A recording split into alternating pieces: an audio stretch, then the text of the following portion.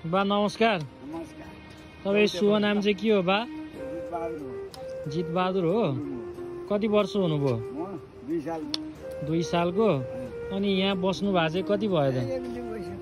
तपाईँ यहीँ यसरी नै बस्नुहुन्छ यहीँ टरामा? अनि पानी परेको बेलामा भिज्नुहुन्न? भिज्दैन। अनि आफै पकाएर खाने? अनि छोराछोरीहरू त?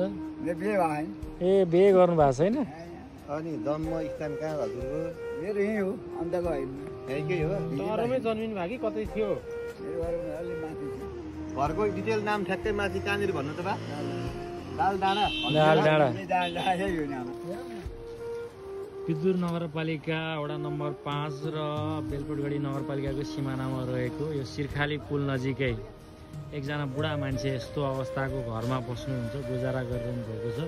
यदि कसैले उहाँलाई सहयोग गर्न चाहनुहुन्छ भने यहाँ आएर भेटेर उहाँलाई सहयोग गर्न सक्नुहुन्छ। यस्तो अवस्थामा हुनुहुन्छ। अब बर्खा पनि सुरु हुन लागिसकेको छ। हेर्नुहोस् अवस्था यस्तो छ।